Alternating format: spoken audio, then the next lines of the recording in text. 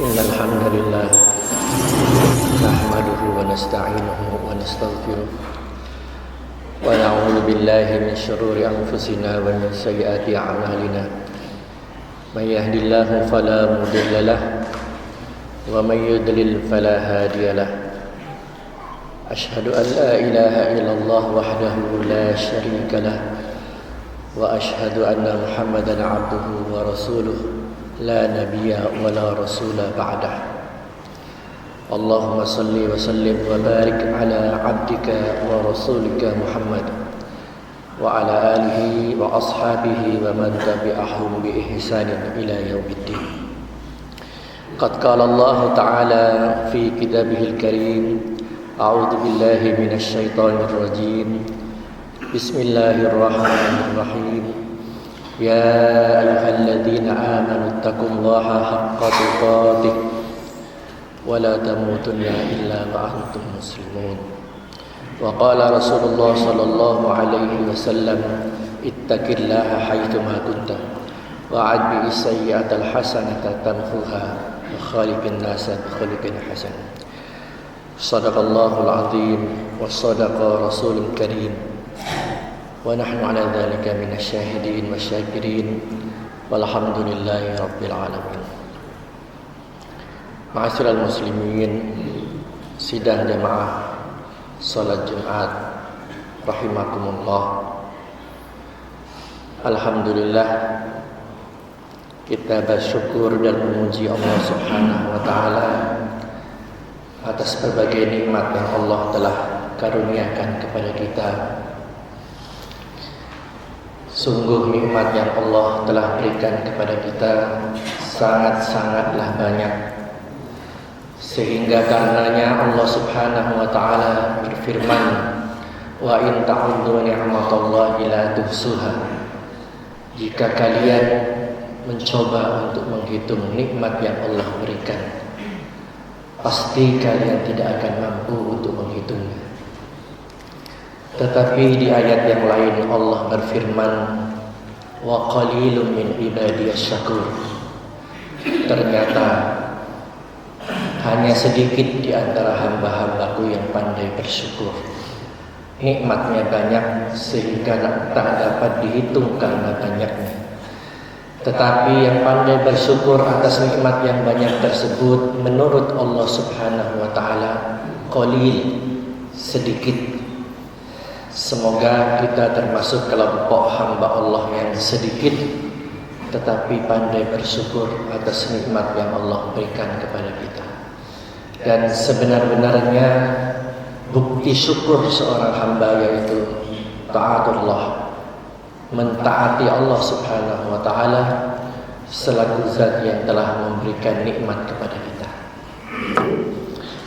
Hadirin jamaah salat Jumat rahimakumullah. Di hari-hari ini dunia, di berbagai pelosok penjuru dunia belakangan ini, di saat-saat ini, pandangan mereka, pemikiran masyarakat dunia ini tertuju kepada permasalahan Palestina. Betapa tidak, di bumi Palestina telah terjadi satu pembantaian yang sangat biadab. Kalaulah perang itu mestinya ada aturan-aturan atau hukum-hukum perang yang harus ditaati.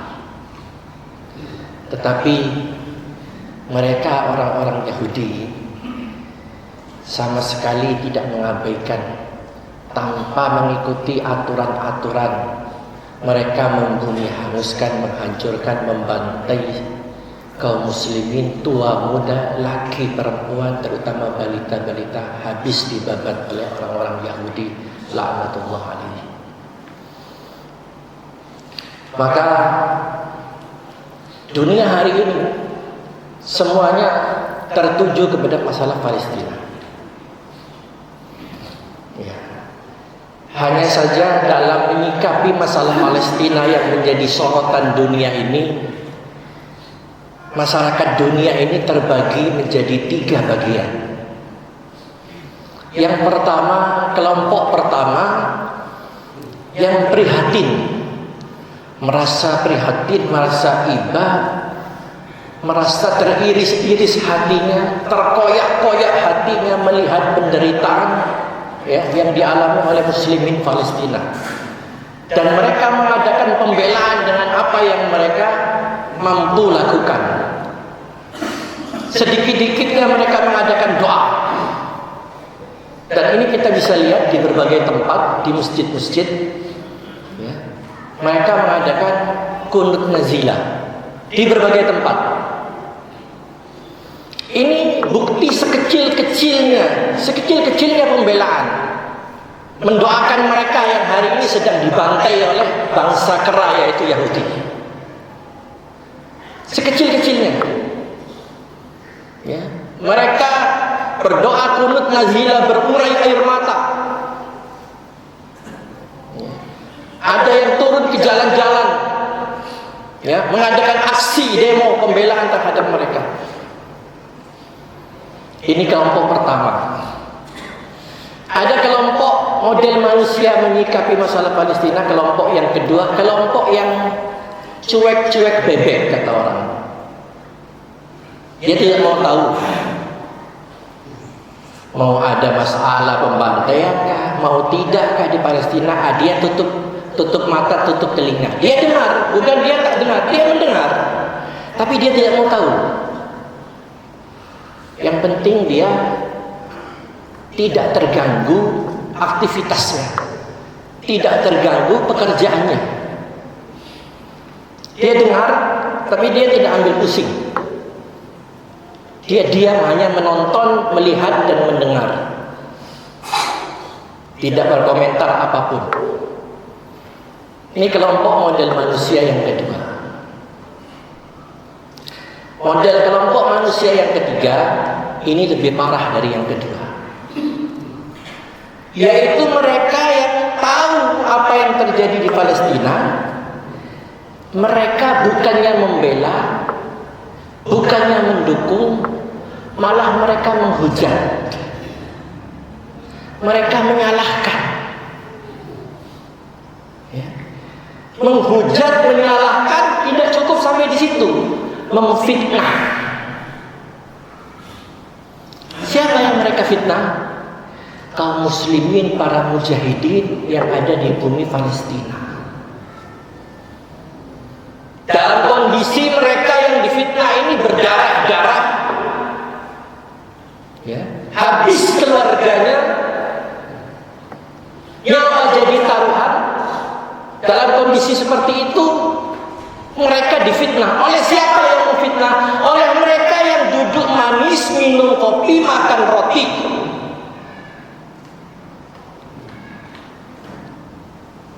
Ini model manusia ketiga. Model ini paling rusak. Mudah-mudahan kita yang hadir tidak termasuk manusia golongan yang ketiga ini. Mereka menyalahkan. Itu akibatnya, ya. Mengapa orang-orang, ya, mujahidin Hamas menyerang orang Yahudi? Mereka yang duluan menyerang, sehingga akhirnya dibalas oleh Yahudi, korbannya ribuan, mati orang sia-sia.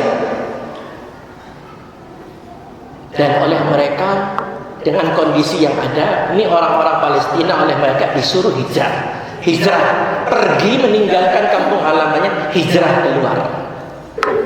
Ini fatwa dari mereka, ya, dari syekh-syekh mereka. Salah. Jadi orang pejuang Islam di Palestina itu melawan Yahudi itu salah, konyol. Yang benar itu apa? Hijrah. Ya, ini kelompok manusia model ketiga. Mereka menyalahkan, kenapa mendahului menyerang Yahudi? Akibatnya dibalas. Hadirin jemaah salat Jumat rahimakumullah, dalam kesempatan ini khatib akan memberikan informasi yang meluruskan dan membantah semua fitnah ini. Karena apa? Masalah Palestina ini bukan hanya masalah negara, bukan. Bukan masalah batas-batas wilayah, bukan. Masalah Palestina ini masalah akidah. Karena di dalamnya terdapat Al-Aqsa. Ini masalah akidah. Ya. Ada kabar yang tidak sampai kepada umat Islam dan kepada dunia. Mengapa orang-orang Hamas, mujahidin Hamas sampai menyerang Yahudi? Apa sebabnya? Di kesempatan ini khatib akan menyampaikan informasi. Akhir bulan September menjelang masuknya bulan Oktober, akhir bulan September, itu orang-orang Yahudi, ya, didukung oleh kekuatan tentara Yahudi, mereka masuk ke Masjidil Haram, kemudian membuat aturan orang-orang Islam saat itu dibatasi untuk masuk beribadah, sholat di Masjidil Haram. Dibatasi, tidak boleh seperti hari-hari biasanya. Karena apa? Mereka akan mengadakan serangkaian hari raya selama 13 hari. Ya, jadi tentara Yahudi membatasi Muslim Palestina untuk sholat di Masjidil Haram. Karena apa? Mereka ingin mengadakan hari raya selama 13 hari. Nah, apa yang mereka lakukan? Pertama, mereka melakukan satu upacara hari raya yang mereka sebut Nafkhul Buh. Hari raya Nafkhul Buh. Nah, hari raya Nafkhul Buh ini mereka lakukan itu di area yang dekat dengan Masjidil Haram, dengan Masjid Al-Aqsa, ya. Area Masjid Al-Aqsa itu luasnya 14 hektar lebih. Nah, mereka mengadakan upacara Nafkhul Buh ini di dekat Masjid Al-Aqsa. Mereka meniup trompet. Nah, dalam tradisi orang Yahudi, tiup trompet itu menandakan kemenangan. Ketika orang Yahudi perang melawan Mesir, kalah Mesir, mereka menguasai semenanjung Sinai, mereka meniup trompet Nafkhul Buh, trompet dari tanduk hewan. Trompet dari tanduk hewan. Ketika mereka sudah kuasai dataran Sinai, mereka tiup itu trompet dari tanduk hewan itu. Begitu juga ketika dengan Lebanon, ketika mereka berhasil dengan Yordan dan Lebanon, mereka berhasil menguasai dataran tinggi, ya, di tepi barat, ya, dan dataran tinggi Golan. Mereka juga meniup itu trompet dari tanduk binatang. Ini disebut Nafkhul Buh, ya, Nafkhul Buh. Nah, saat itu mereka tiup Nafkhul Buh ini menandakan mereka sudah menguasai tempat itu. Dan fatalnya, setelah peristiwa peniupan trompet itu, mereka membuat satu agenda besar. 4 bulan setelah peristiwa ditiupnya trompet itu, Masjid Al-Aqsa harus rata dengan tanah dan di atasnya akan dibangun kuil Sulaiman, ya, sebagai lambang peribadatan mereka itu kuil Sulaiman. 4 bulan setelah peristiwa ditiup trompet akan diratakan Al-Aqsa, akan dibangun di atasnya kuil Sulaiman yang sudah dihancurkan. Ya, Nabi Sulaiman itu salah satu Nabi Bani Israel. Ya, dulu mempunyai satu istana dan satu masjid, ya, yang kemudian dikenal kuil Sulaiman. Itu dihancurkan dulu. Ya, 2 kali dihancurkan karena kesombongan orang-orang Yahudi. Ya, saat itu mereka di zaman Nabi Sulaiman dan generasi di bawahnya, mereka sombong merasa umat paling hebat. Akhirnya dibantai oleh raja dari Babilonia, namanya Bukhtanasor atau Nebukadnezar. Dibantai habis, diratakan itu kuil, sisa satu tembok. Yang sekarang tembok itu dijadikan tempat ibadah mereka, tembok ratapan. Untuk kedua kalinya karena kesombongan mereka dibantai oleh orang-orang Romawi. Di zamannya Kaisar Titus dibantai habis mereka. Sehingga habis di Palestina, mereka menyebar ke seluruh dunia. Ada yang ke barat, ada yang ke timur. Ada Yahudi Sephardim, ada Yahudi Ashkenazim. Yang ke barat Sephardim, yang Ashkenazim ini, yang ke timur Sephardim, yang ke barat Ashkenazim. Sampai hari ini tercecer-cecer mereka di seluruh dunia. Aslinya mereka nggak punya tanah air. Itu aslinya. Baiklah, ya, khatib potong saja kalau bicaranya terlalu panjang. Nah, singkatnya, 4 bulan setelah bunyi trompet mereka akan ratakan Al-Aqsa dan akan bangun kembali kuil Sulaiman. Itu yang pertama. Hari berikutnya mereka mengadakan upacara hari raya namanya Kurban Nabati. Kurban Nabati itu mereka membawa pohon-pohon, tanaman-tanaman, pohon-pohon dibawa sambil bernyanyi-nyanyi. Ya, ini tradisi mereka. Mereka bernyanyi di area dekat tempat kaum muslimin sholat di Masjid Al-Aqsa, sehingga kaum muslimin marah karena merasa terganggu. Di sini sholat, mereka menyanyi-nyanyi pakai mimbar besar. Ribuan orang Yahudi. Kaum muslimin marah karena ibadahnya diganggu, tapi tidak digubris. Yang ketiga, puncak daripada hari raya mereka, rencananya saat itu tanggal 8 mereka akan menyembelih hewan kurban, yaitu sapi, ya, sapi merah atau sapi berwarna kuning emas itu. Ya, ada dalam surat Al-Baqarah yang disebut. Mereka akan lakukan penyembelihan tanggal 8. Di mana? Di area tempat orang-orang sholat di Al-Aqsa. Tanggal 8. Apa yang terjadi? Tanggal 7-nya, 7 Oktober, Hamas mendahului, menyapu mereka dengan rudal-rudalnya. Maka operasi penyerangan yang dilakukan oleh Hamas disebut Tufanul Aqsa, badai Al-Aqsa, badai yang akan menyapu kesyirikan yang dilakukan oleh orang-orang Yahudi. Itulah mengapa namanya Tufanul Aqsa, badai Al-Aqsa, badai yang akan menyapu segala kesyirikan yang dilakukan oleh orang Yahudi. Dunia tidak tahu tentang ini, mereka hanya menghujat, menyalahkan. Na'udzubillah min dzalik. Ya. Alhamdulillah pemerintah kita ini memberikan support, memberikan dukungan. Kita acungi jempol sikap pemerintah kali ini terhadap Palestina. Mereka mendukung, protes keras. Ya. Ada beberapa negara yang justru nyata-nyata membela Israel.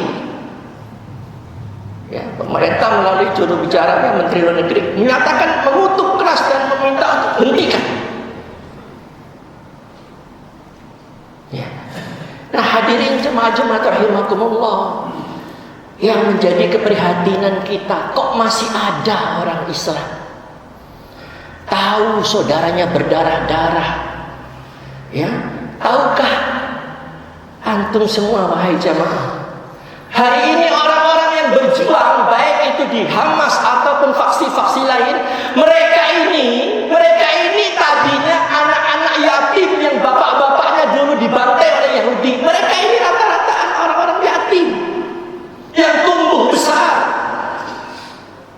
dibina dengan akidah yang benar, dibina dengan Al-Quran, sampai mereka jadi mujahid, sampai mereka siap menggadaikan nyawanya menjaga Al-Aqsa, mewakili umat Islam seluruh dunia.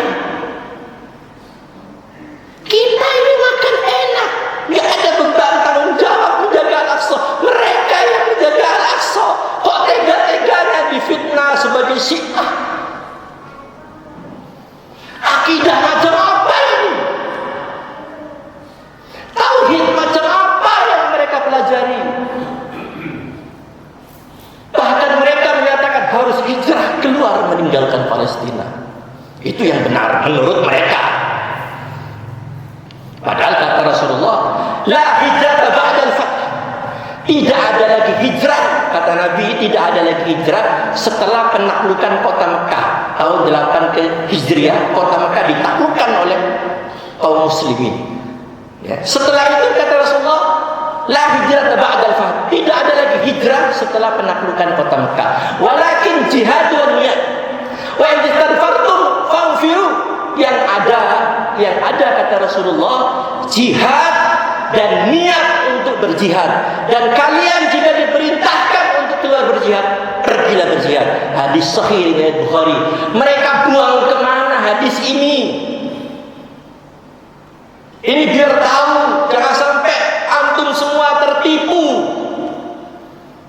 ya, dengan orang-orang yang mengaku akidah salaf, tapi jauh dari akhlak salaf.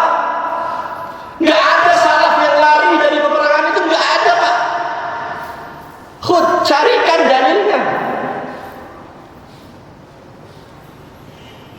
Disuruh keluar, tanah airnya lahir di situ, mati di situ, beranak pinak di situ, menjaga Al-Aqsa, disuruh keluar oleh mereka hijrah. Kalau pemikiran seperti ini, kita tidak pernah ada negara kita Indonesia NKRI ini, nggak pernah ada. Ngapain di Ponorogo, Imam Bonjol, Tengku Umar, ya, semua mereka Allahu Akbar mengangkat senjata mengusir penjajah. Salah semua berarti mereka itu, kalau menurut pemikiran mereka. Ya, na'udzubillah min dzalik. Ya, bahkan agresi militer Belanda yang kedua setelah Belanda keluar, datang lagi numpang bersama Inggris. Agresi militer yang kedua, untuk kedua kalinya Belanda ingin menjajah negeri ini. Maka para kiai, para santri, para tokoh-tokoh Islam berkumpul meminta fatwa. Apa yang harus dilakukan?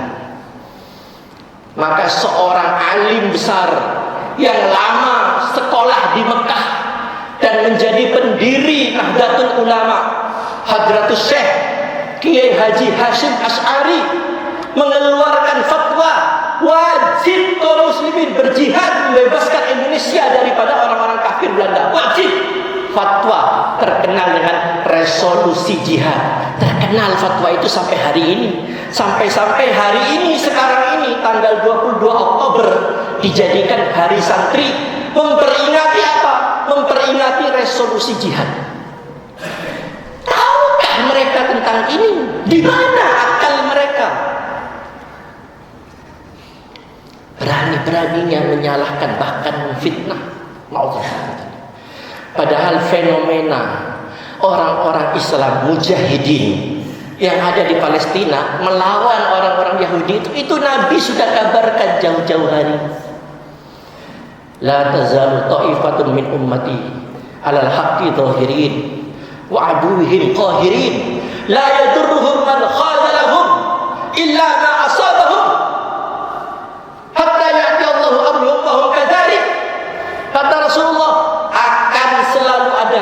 akan selalu ada taifah. Apa taifah itu? Kelompok kecil, bukan negara. Nabi tidak menyebut negara. Akan selalu ada satu kelompok kecil yang selalu berdiri di atas kebenaran. Kelompok kecil ini, kata Nabi, selalu menang. Ya. Kelompok kecil ini, kata Nabi, selalu menang. La yadurruhum man khadalahum man khalafahum. Tidak akan mencelakakan kelompok kecil ini. Orang-orang yang memusuhi tidak akan mencelakakan kelompok kecil ini, kecuali sebatas ujian yang memang Allah berikan. Kelompok kecil ini, kata Nabi, selalu ada. Selalu ada. Artinya apa? Enggak pernah enggak ada. Selalu ada. Sahabat bertanya, ini termasuk salah satu hadis-hadis akhir zaman. Sahabat bertanya, qalu ya Rasulullah, ainahum? Ya Rasulullah, di mana? Di mana letaknya keberadaan kelompok kecil ini? Kata Rasulullah, di Baitul Maqdis wa aknafihim. Kelompok kecil ini adanya di Baitul Maqdis dan di sekitar Baitul Maqdis. Siapa yang dimasuk kelompok kecil? Tahukah mereka hadis ini? Atau mereka tahu sengaja mereka buang hadis ini? Karena apa? Memang di dada mereka itu nggak ada ajaran namanya jihad, itu nggak ada. Padahal jihad ini, ya, salah satu ajaran Islam. Walaupun jihad ini ada aturan-aturannya, kapan harus jihad, siapa yang mengeluarkan fatwa jihad, nggak sembarang jihad. Ya, jihad itu bukan merusak kiri kanan, bom kiri kanan, bukan. Ada aturannya kapan harus jihad, mengapa jihad. Ya.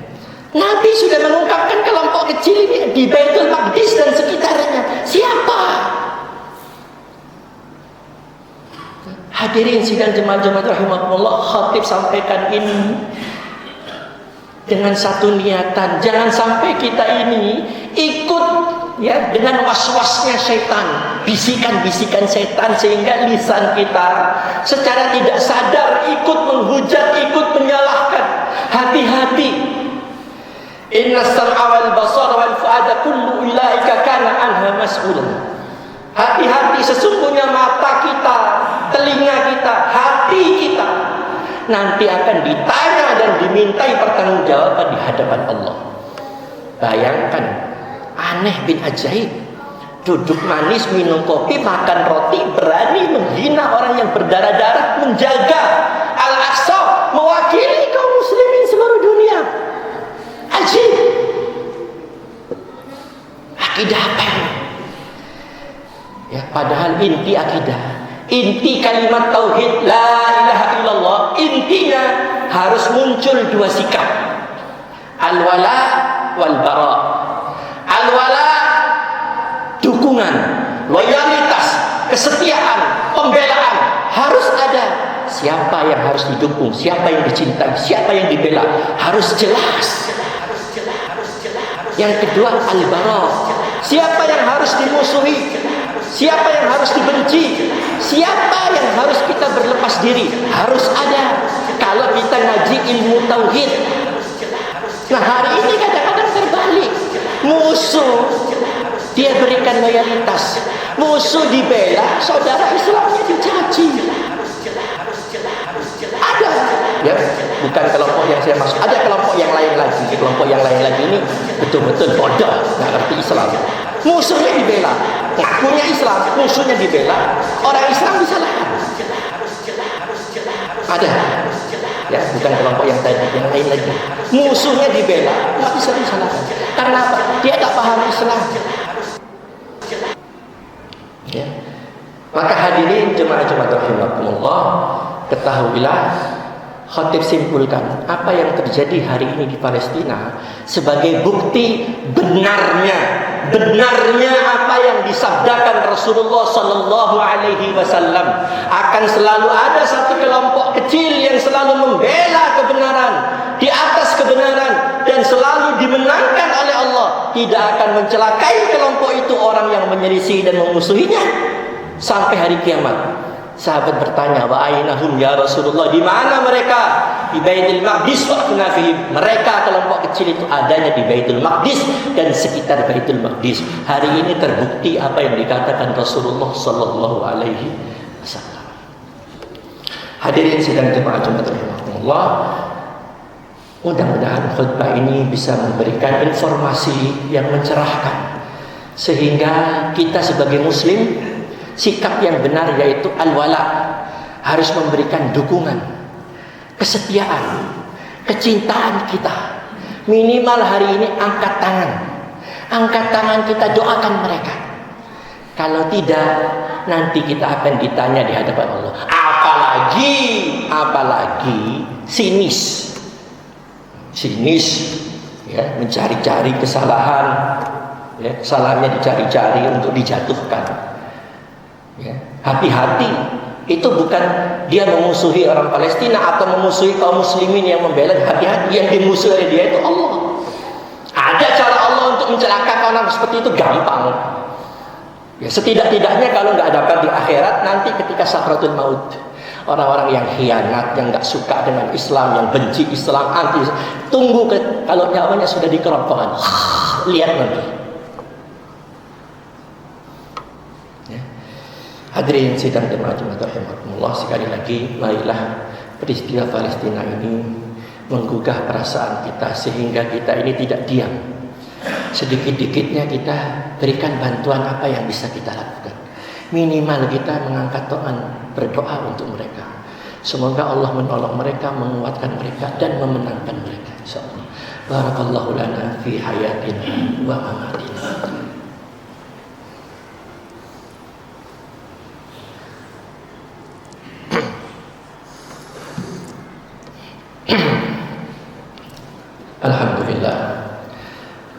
wassalamu ala Rasulillah wa ala alihi wa ashabihi wa mawalah. Hadirin sidang jemaah Jumat rahimakumullah. Salah satu senior, salah satu orang penting yang ada dalam organisasi Hamas, ya, Hamas itu didirikan oleh Syekh Ahmad Yasin rahimahullah. Orangnya lumpuh mulai dari kepala sampai kaki lumpuh. Tapi seorang yang lumpuh total ini bisa memimpin satu kelompok yang ditakuti oleh Yahudi. Ini peristiwa kemarin ini, Amerika turun tangan. Israel kurang apa? Senjatanya luar biasa canggih, gak mampu melawan Hamas. Dan itu janji Allah akan selalu menang. Terpaksa minta tolong Amerika. Amerika pun ragu-ragu antara iya dan tidak, tapi gengsi. Dan Amerika yakin kau Israel gak akan bisa menang. Amerika tahu itu. Setiap umat Islam berjihad selalu menang. Lihatlah Afghanistan, ya, 2 kali dijajah, Rusia menjajah kalah, keluar terkencing-kencing. Yang kemudian Amerika masuk, Amerika habis dibabat lagi di Afghanistan, keluar terkencing-kencing. Karena apa? Mereka berperang bukan senjata andalannya Allah. Sementara orang-orang kafir ini andalannya besi, yang menciptakan besi itu Allah. Ya. Salah satu pimpinan Hamas namanya Khalid Mish'al. Khalid Mish'al, ya, ini saya baca belasan tahun yang lalu. Khalid Mish'al mengatakan, kami sudah mempersiapkan generasi mujahid untuk 25 tahun ke depan. Bayangkan. Belasan tahun yang lalu saya baca ini. Kami sudah siapkan generasi mujahid yang akan menjaga Al-Aqsa ini untuk 25 tahun ke depan. Inilah mereka. Dan ketahuilah, orang-orang Palestina walaupun puluhan ribu dibantai, gak lama muncul lagi. Mengapa? Karena wanita-wanita yang menjadi janda suaminya syahid, itu masa idahnya habis, mereka nikah punya anak, anaknya banyak. Subhanallah. Jarang ada orang Palestina melahirkan satu tuh, anaknya mesti banyak. Mengapa? Ya memang takdir Allah. Itulah yang terjadi di Palestina. Sudah dipersiapkan jauh-jauh hari. Di tangan mereka itu Al-Quran, di tas-tas mereka itu Al-Quran. Sesulit apapun mereka masih berinteraksi dengan Al-Quran. Pantas, karena apa? Mereka memegang ayat wajahidhum bihi jihadan kabira. Berjihadlah dengan mereka itu. Bihi ini menurut para ahli tafsir dengan Al-Quran, dengan jihad yang besar. Maka mereka tidak pernah jauh dari Al-Quran. Ketika Syekh Ahmad Yasin mendirikan Hamas, modalnya bukan senjata, bukan. Ditertawakan oleh orang-orang lain. Wahai Syekh, mana mungkin kau bisa melawan Israel hanya dengan Al-Quran? Syekh Ahmad Yasin hanya tertawa. Nanti kalian akan tahu satu hari. Nah, inilah bukti. Inilah terbukti apa yang dikatakan. Ya. Maka oleh karena itu hadirin sidang jemaah Jumat rahimakumullah, fenomena yang terjadi di Palestina ini merupakan tanda-tanda kebenaran hadis-hadis Nabi akhir zaman. Dan jangan lupa, terakhir khotib sampaikan, kejayaan Islam akhir zaman itu akan kembali kejayaannya bukan di kota Mekah, bukan di kota Madinah, tapi di Al-Aqsa di Palestina. Di sana nanti kekuatan Islam, kejayaan Islam itu akan tegak di Al-Aqsa. Ini berdasarkan hadis-hadis yang sahih. Islam akhir zaman itu akan tegak kekuasaannya yang ada di Al-Aqsa. Maka Yahudi nggak bisa tidur, terus berusaha bagaimana menghancurkan umat Islam Palestina. Ya, maka jangan lupakan mereka dalam doa-doa kita. Innallaha wa malaikatahu yusholluna 'alan nabi. Ya ayyuhalladzina amanu shallu 'alaihi wa sallimu taslima. Bismillahirrahmanirrahim. Alhamdulillahirabbil alamin. Allahumma shalli ala Muhammad wa ala alihi sahbihi ajma'in rahmatika ya arhamar rahimin. Rabbana zalamna anfusana wa illam taghfir lana wa tarhamna lanakunanna minal khasirin. Rabbana faghfir lana dzunubana wa kaffir 'anna sayyi'atina wa tawaffana ma'al abrar. Allahumma a'idz al-islam wal muslimin wa ahlikil kafarat wal musyrikin wa dammir a'da'aka a'da'ad-din. Allahumma ansur al-ikhwana al-muslimin wal mujahidin fi Palestin. Allahumma ansur al-ikhwana al-muslimin wal mujahidin fi Palestin. Allahumma ansur al-ikhwana al-muslimin wal mujahidin fi Palestin. Allahumma dammir al-yahud. Allahumma dammir al-yahud. Allahumma dammir al-yahud. Allahumma mazzig jam'ahum wa zalzil aqdamahum wa farrij jam'ahum wa 'adzibhum 'adzaban shadida ya Allah ya Rabbi. Allahumma inna nas'aluka salamatan fid din wa afiatan fil jasad wa ziyadatan fil ilm wa barakatan fil rizqi wa tawbatan qabla al-maut wa rahmatan indal maut wa maghfiratan ba'da al-maut. Allahumma habin 'alaina fi saqar maut wan najati minan nar wal 'afwa indal hisab. Rabbana atina fid dunya hasanah wa fil akhirati hasanah wa qina adzabannar. Sallallahu ala Muhammadin wa ala alihi sahbihi ajma'in walhamdulillahi rabbil alamin. Amin ya mujibas sa'ilin.